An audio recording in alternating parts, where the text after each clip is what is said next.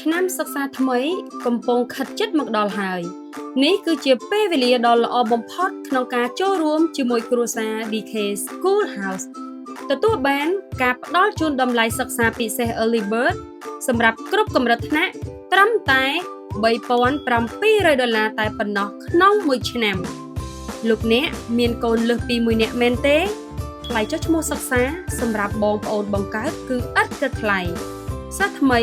ដែលកំពុងទេពីសាលាផ្សេងមែនទេថ្លៃចុះឈ្មោះសិក្សាក៏ឥតគិតថ្លៃផងដែរ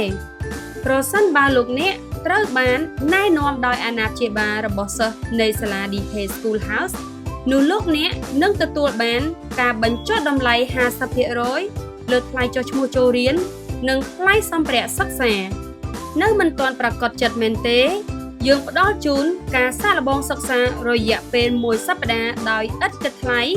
ដើម្បីឲ្យកូនរបស់លោកអ្នកបានស្គាល់និងស្វែងយល់ពីបរិយាកាសសិក្សារបស់យើងជាមុនសិន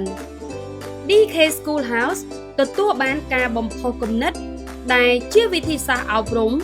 ដែលបាននាំយកមកពីប្រទេសដាណឺម៉ាកដែលជាប្រទេសមួយឈានមុខគេលើផ្នែកអប់រំនៅលើពិភពលោកជាមួយនឹងថ្នាក់រៀនតូចៗមានសិស្សត្រឹមតែ15នាក់ក្នុងមួយថ្នាក់យើងផ្ដោតលើការអប់រំប្រកបដោយគុណភាពនិងការយកចិត្តទុកដាក់ខ្ពស់ចំពោះសិស្សម្នាក់ៗសូមធ្វើការតាក់ទងមកយើងខ្ញុំថ្ងៃនេះដើម្បីចុះឈ្មោះកូនរបស់លោកអ្នកយើងខ្ញុំរីករាយរងចាំស្វាគមន៍គ្រួសាររបស់លោកអ្នកមកកាន់សហគមន៍ DK School House Your child's second family